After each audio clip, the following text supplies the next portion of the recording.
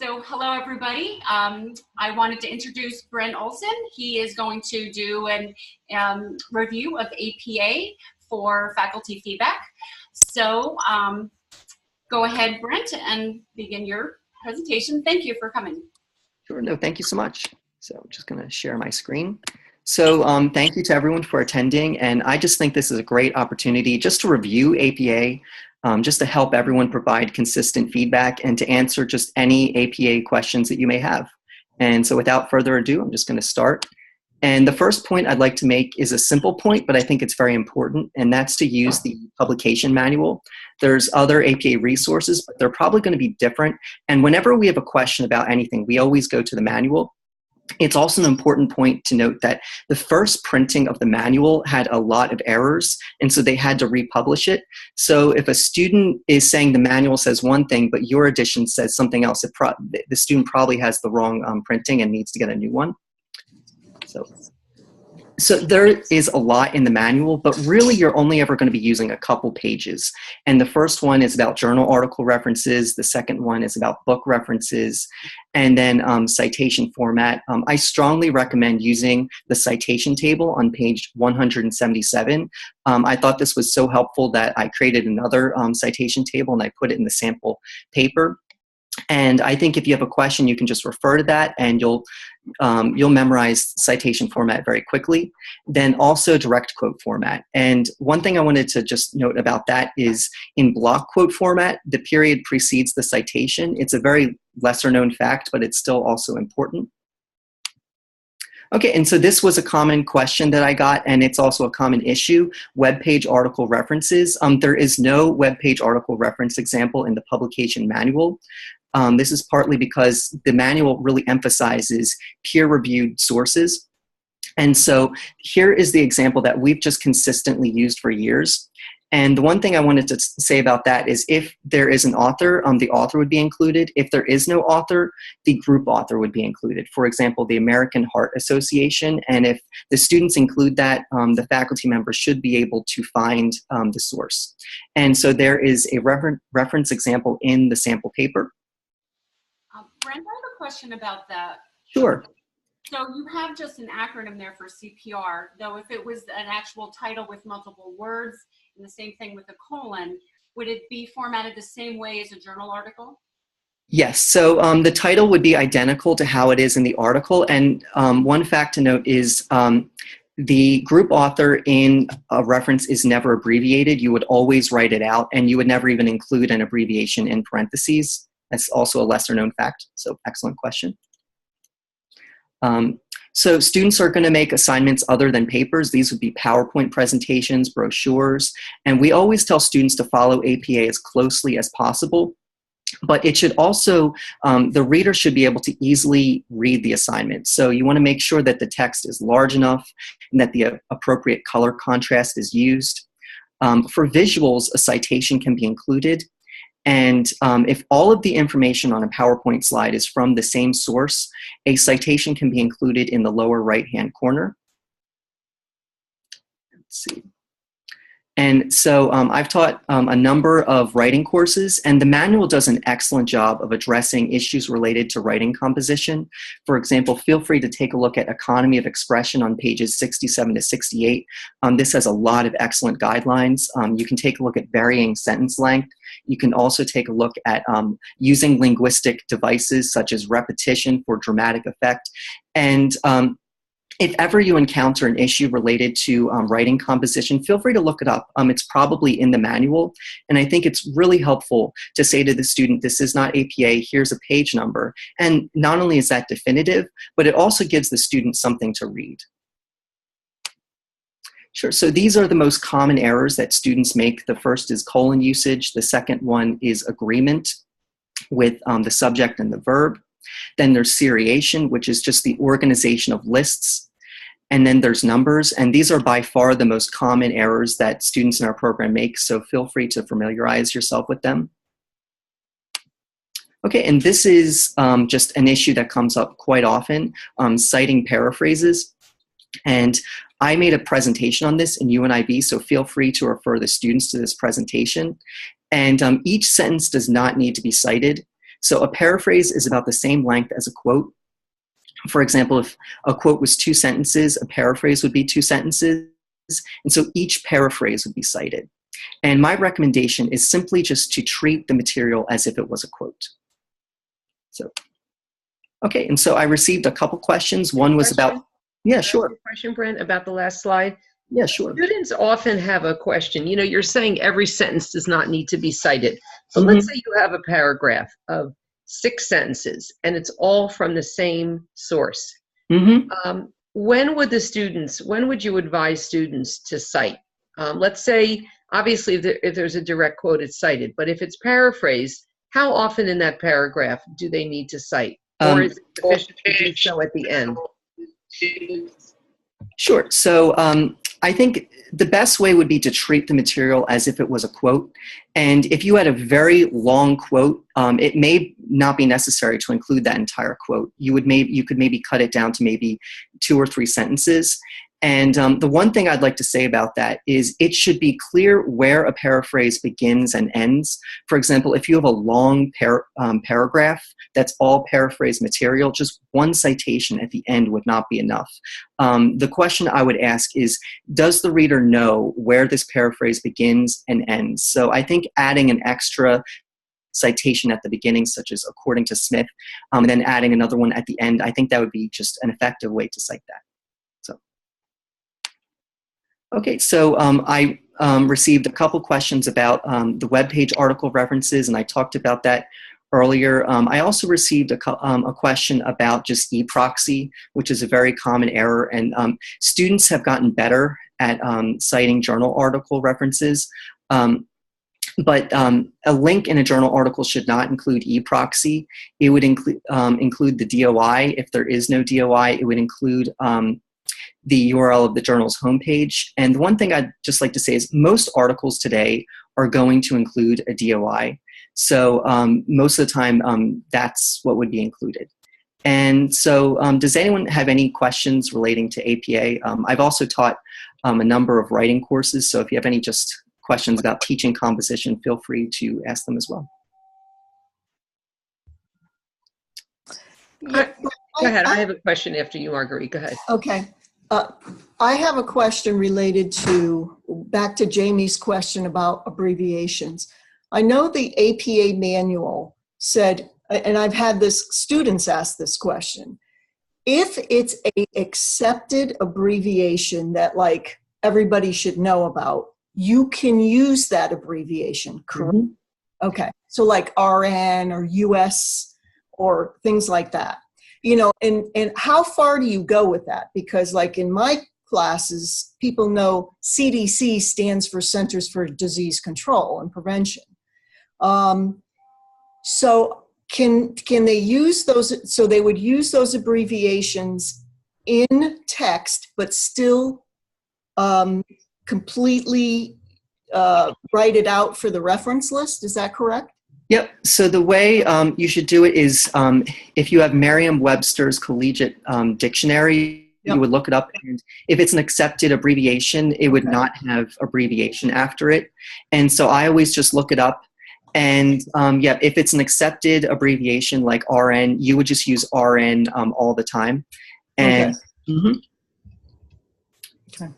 so does anyone else have any other APA questions? Yeah, I mean, this is not an APA question. It's a general conceptual question, which is, you know, we all know that students have trouble with scholarly writing. And I think that after so many years of grading papers, I think that some students have a misunderstanding or a lack of, it's not a misunderstanding, it's a lack of understanding of what scholarly writing is. Just the whole basis of what does it mean. And I personally don't think that 2 little exercises in UNIV gives them the basis for scholarly writing. And and I know we have a lot of writing assignments in our program, and even the DQs are writing assignments. I mean, with all that they write. What would you suggest that we do to kind of give students the understanding to give them so that they can get the tools of knowing what scholarly writing is? Sure. So I'm creating a PowerPoint on scholarly writing, and I think this is an excellent question.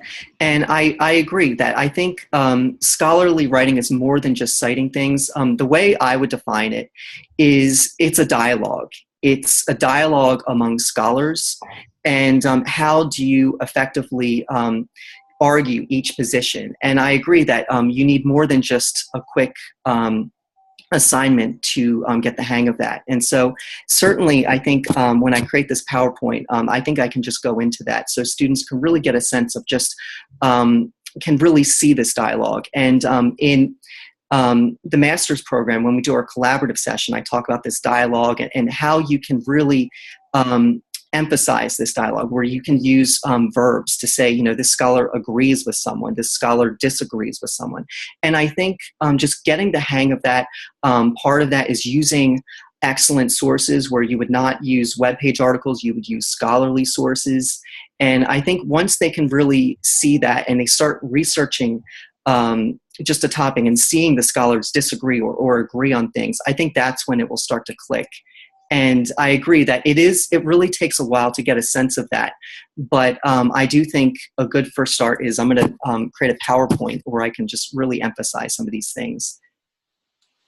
I have a suggestion. I think when you create some of these PowerPoints for students and maybe putting them into a voice thread where you then explain what's on the slide. Because I think the verbal instruction as well as the visual, some students need to hear your description. So, you know, whether it's a voiceover, PowerPoint, but I think we need your voice. If you could consider that. Mm-hmm. Yep. The one thing I'd like to note is I did record my all the presentations, and if the students they just have to click play, and then it just plays automatically. Was that when you uploaded already? Yep. Yeah, there was a narration. Oh, I didn't even know. Yeah, but you know what, Brent, might be, if you are open to suggestions, what could be a helpful thing is, it is very helpful when you give the pages in the manual to where students can look. But maybe if you're giving, like, you know how you just gave us, like, to look at the slide where you gave us the 3 items and the page numbers, you give that to students, maybe you could expand upon that. Like if you have a slide and say, look at these pages for, let's say you're saying in-text references or something, but then give a synopsis of what it says in those pages in your own words to explain it. Because sometimes I think that the APA manual is so intimidating to students and it's so confusing that they just either give up, you know, and only flag the pages where, like page 198 to 200 that has the reference examples, and they kind of negate the rest of the manual, which talks about scholarly writing and grammar and sentence structure and tone and all that.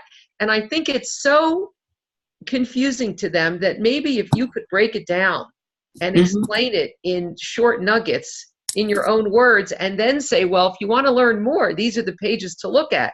But I think breaking it down into smaller pieces and explaining it simply would really be helpful for students, because I just think they look at it and say, I can't do this, you know.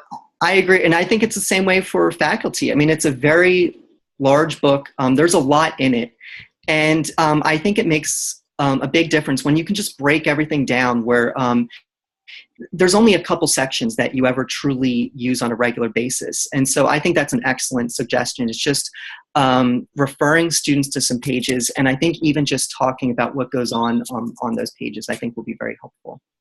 I mean, look, a lot of those pages refer to students in doctoral programs or scientists developing scientific papers and things that don't really, like you're saying, don't really pertain to necessarily the students in the BSN level.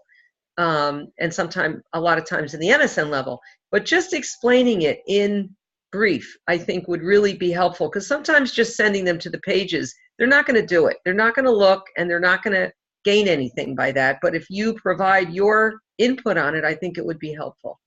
No, I agree. In fact, there's Chicago style, and then there's Turabian style, where someone named Kate Turabian just did everything but referring to papers, and that in a way that would be helpful to students. And I don't know if there is that for the manual. So I think just making that connection, because the manual truly is for scholars who are submitting stuff for publication, and I think helping students write papers is going to be very helpful. I don't know if they do this anymore, but they used to have this abridged version of the APA manual. It was almost like APA Cliff Notes. Mm-hmm. The problem was when that first came out, when this came out in, this last one was 2010, I think. When this came out and they had that abridged version, there were so many mistakes in that abridged version that we couldn't recommend it to the students. Like initially we were saying, buy this abridged version and it'll help you. And then we realized it was loaded with errors because the first two editions of this 2010 were loaded with errors. And it wasn't until at least the third edition that they got them right. And that APA got it right. So that abridged one was kind of like sending students down the wrong lane, And so that didn't help. I did an internship at a newspaper in high school, and that was the one thing I learned is anything in print, no matter how confident you are of it, is going to have errors. And so that's the one reason that I don't recommend APA resources, is because anytime you create something, you're probably going to unintentionally have errors. Right. Brett, I have another question. Actually, I have several questions, but one comment I wanted to make is I think it would be really helpful if you provide an example also what you're talking about always, underneath it.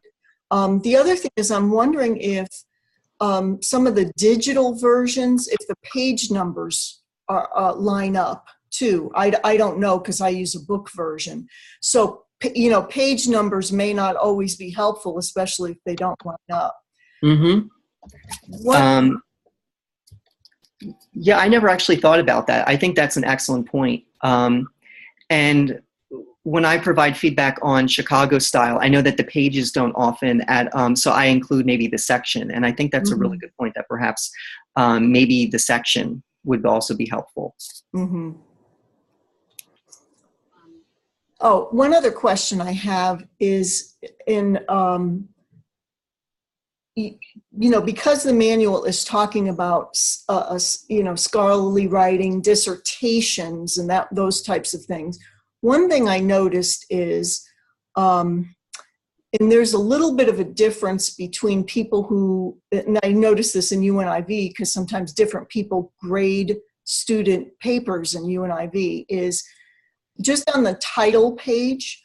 I always tell, because this is the way I was trained, I always tell students that you use the first and the last name of the instructor, that APA doesn't use initials, credentials, or anything like that. And some students will still use, professor, or they'll put your credentials. And I always tell them just use the first and the last name of the instructor, but not everybody does that. So I think it might be helpful, even though we don't take points off for that. We're talking about consistency here. So I'm just wondering what is the best way to do that? Do we point that out to students if they put all your credentials and call you professor, or do we just say use the first and last name of the instructor? No, I think that's an excellent point, and I'm going to include that in my feedback. And I think it depends on the credentials. If someone has a lot of credentials after the name, you could perhaps just say Dr. John Smith. But I do think it's important to point that out because I think the details do matter. And the one thing that I have noticed about students is I think you should emphasize that they should really proofread closely before they submit their assignments. I think that will be very helpful because I think in a professional setting, I think it's important to get someone's name right, to spell it right, to have the appropriate title. So I think that is an important point to include in feedback. Well, and also like with the title page, students rarely put their own unique title. And I'm only kind of referring them to the sample APA paper example. So maybe if we can word the title page as such, just like for the title of, make your own title here, or instructor name, first name, last name. And so then that would guide them, right? And then my other point was, coming off of what Cheryl said, what if we have just a very short list of, these are the go-to pages in the manual, so it doesn't look intimidating, right? Because I think that is a big issue. Even though they could look at the index and the front cover inside, I think that would be helpful. Nope, I think that would be very helpful. And because I do think it gets intimidating, but just referring students to the most important page. And yeah, I think just trying to word things in a way where they can get it, because I do now try to emphasize the proper or including a title and the assignment name. And I got a question about that, and I think that was important. The student said, "What do you mean by that?" And I answered that. So I do think it's important to look at that. And certainly, I think just finding the clearest way to emphasize that, I think, would be helpful. Brent, it's Julie. I am having problems with students and their running head. It's like a disaster, you know. They will have this huge title that goes on for 2 lines, or you know, they aren't making it all capitals.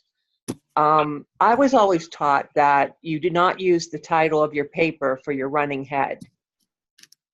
Like if your title of your paper is, you know, growing flowers wouldn't be your running head. It would be something else, like horticulture or. In the manual, your title does go in the running head, and the same title. But it should only be 50 characters, right? Yeah, the students would use the first few words of the title. And so if it's a long title, they would not include the whole thing. But the running head is tough. It really is. And I think the best way is just to follow the tip sheets, because without that, it really is tough. I mean, if I had to just set up the running head without using the tip sheets, you have to do everything in the right order, which can be very difficult. So I do think the tip sheets are just very helpful. We have screenshots for everything. And I think that's the best way to do it, is just to follow the tip sheets. I've created tip sheets for every version of Word. And I think that's just the most effective way to do it. Now, are you doing the tip sheets and the screenshots with PC? Both. Yep, I have them for Mac. I have them for PC. And you know, I study the digital divide, and I think that is tough, because, you know, there's different skills that students need. And the one skill is you need to know not just the steps, but the order of the steps. And that's tough. So, but the tip sheets, I think, can help with that. You know, one thing I've often wondered is, since we moved, you know, we used to have the sample APA paper in each of our courses. And when we moved it out of the course to the Writing Tutors, you know, and I always refer people to the Writing Tutors website, but I'm just wondering how many students actually access those resources in the Writing Tutor website. And the other comment that I wanted to make is back to Julie's point about the, you know, the running header, is that I've noticed students,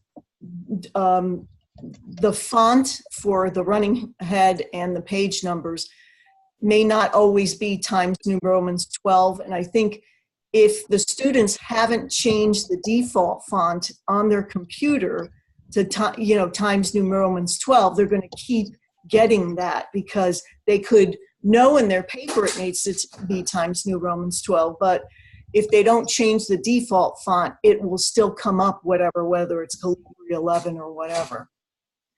Yes, and I have that in the tip sheets, and there's a lot of just small details when you're creating the header like that. And I think the best way is just to follow the steps. You know, the one thing I would say is moving all of the resources to the Writing Tutor site. I think it's, you know, if I update a resource, it just it updates in all the courses automatically. And the one thing I would say is, after that happened, the volume of papers I received definitely increased. So, which I think is a good thing. And I think it's good that where students would normally just refer to the sample paper, but now instead they get a link to the site. And I think it's really good that they can see the site and potentially submit an assignment. I have a question. I used to always give feedback on line spacing. I've kind of given up because it's so much, because then I don't know. But you see it's such a wide. Do you have that addressed in your thing? I'm sure. Yep. Yeah, because lines are so far apart, but it is double spaced, but it's got to together. I do address that, and I think that should be in the tip sheets. The one thing I would say about that is it's possible that that is created. For example, if two people are using two different versions of Word, one person is using a Mac, another person is using a PC, that can impact the spacing. So when you're looking at an assignment, I would think about that before maybe taking points off. Where I don't take points, but I try to help them out, but I actually do check it. I'll look. So you're saying that it might actually change it from 0 to 6 or 10? Yes. Yep. And where I've received multiple questions about that because students have said, I got points off for this, but my spacing is correct. And it's when there's minor formatting issues. Honestly, things have gotten better with Word. I mean, when I was first in this program, there were more issues like that, but now I don't see that as often, but it is possible for the formatting to change. Do you ask the students what type of computer they're using so you can judge whether there's a change? I don't. And the one thing I would say is it's gotten much better where when I look at the formatting is usually pretty good. So that isn't as much of an issue. I think one of the issues was when students were using an older version of Word, such as maybe 10 years ago, and then you were using a newer version of Word. I think that's what was causing it. But the Word that has been out for the past couple of years is really good with that. So, excellent. So does anyone else have any other? Oh, yeah, sure. I have one question. It just came to me. I know you probably wouldn't do this, but when students are submitting work to you, can you tell if they're using Pages, or do you ever suggest, and if you can tell it's Pages into Word, can you suggest to them like go and you get this for free? You can get Word for free. I don't know if that's your place, but I tell them that. I can't tell if they are using Pages. I think as part of the college, I think students should get Microsoft Office for free. I'm not. And so obviously, if that's the case, I would strongly recommend they do that. But if they can get Word for free, I think they should do that because I think one of the best ways is just for everyone to be using Word. It just is the easiest. You're not going to get a lot of formatting changes. So. Yeah, because I see that a lot. I see students struggle with getting it. They couldn't make it into a Word, so they made it into a PDF, and then I'm like, I can't grade your PDF. Mm-hmm. So, Marguerite, you teach UNIV. Do you know if that's brought up at all, that if they don't have Word, they can get it for free? Or PowerPoint, Office?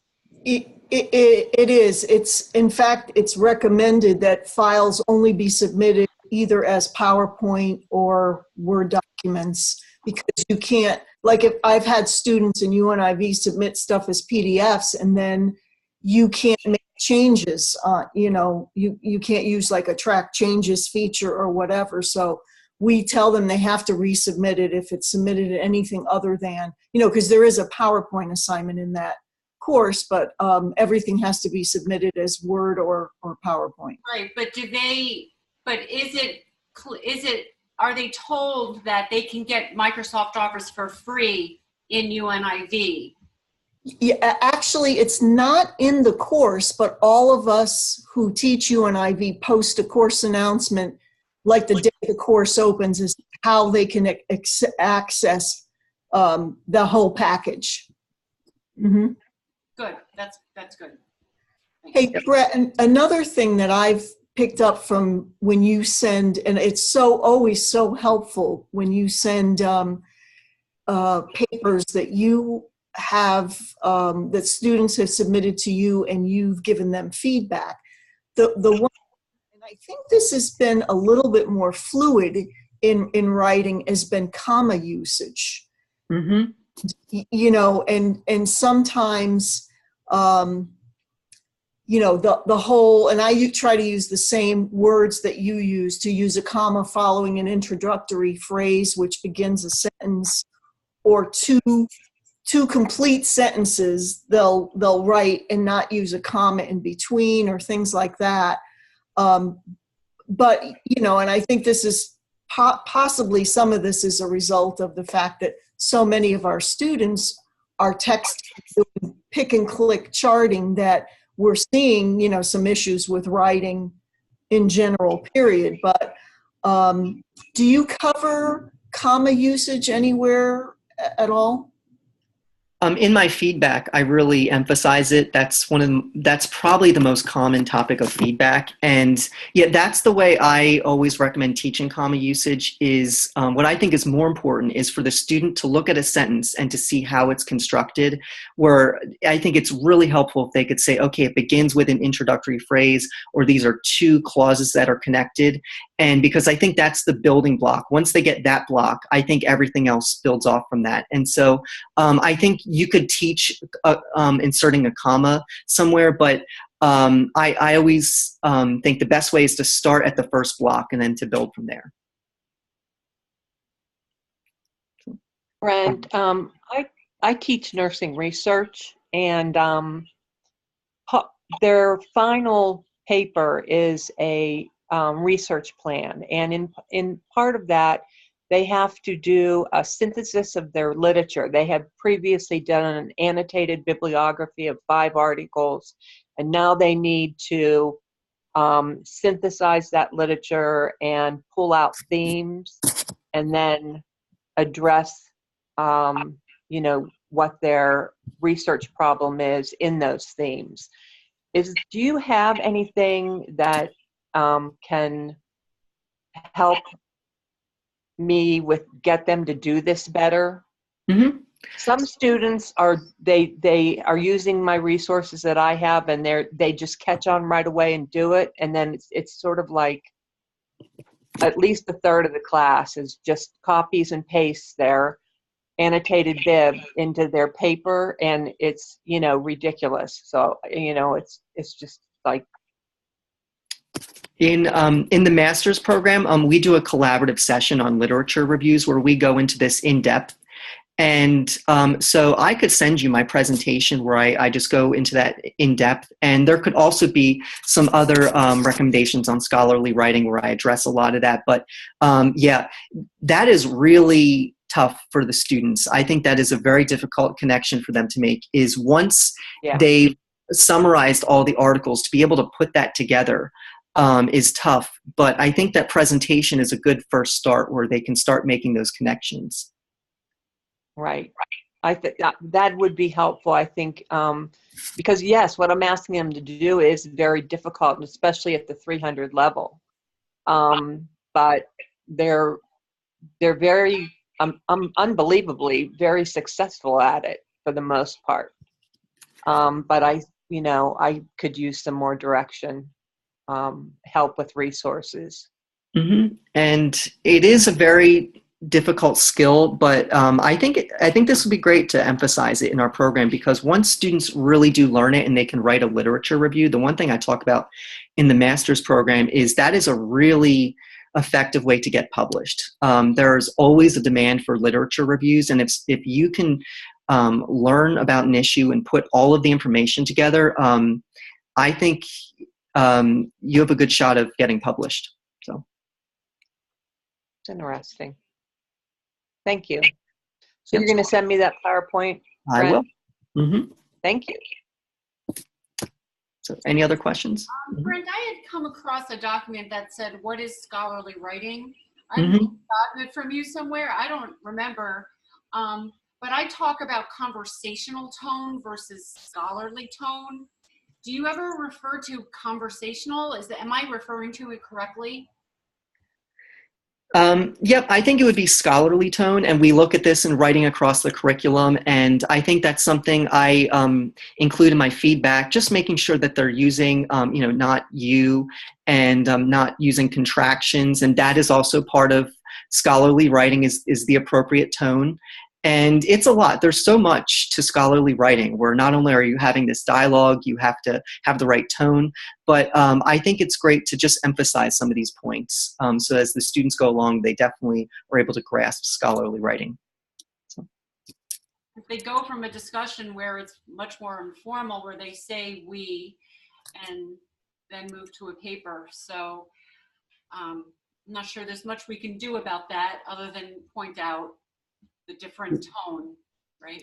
The one thing I would say is I think the online environment is really a great way to learn writing. The one thing that I found was effective as an instructor is I was trying to get students to write more often and to write shorter assignments. And I think the fact that students are writing DQs and in their papers, they write on a regular basis. I think that's the one reason they do very well in a lot of areas for writing across the curriculum, and certainly for scholarly writing. I think the best way to learn it is to practice it. And so I think that's really great is, I know we're trying to ask that question, how do we teach scholarly writing? But I think the way to teach writing effectively is not to try and do everything in a day, but just to provide recommendations on a regular basis, and students will grow as writers. And I think just emphasizing these things in DQs and just assignments, I think will be really helpful, because that's the one thing students have an advantage of over students in on-ground classes is, yes, it's difficult to learn about this dialogue, but they're doing it on a weekly basis, and I think that helps a lot. So, any other questions related to APA composition? So, well, first, I'd just like to say thank you so much for all of your questions. I think this was really helpful, and I think a lot of faculty will find this helpful. Secondly, I just want to say to everyone, thank you so much for attending. And thirdly, most importantly, is I hope everyone has a happy Thanksgiving. And thank you so much. I think this was really helpful. And to everyone who's watching, have a happy Thanksgiving as well. So, thank you, Brent. Yeah, Brent, thanks so much for doing this. This was so beneficial. This was a really great idea.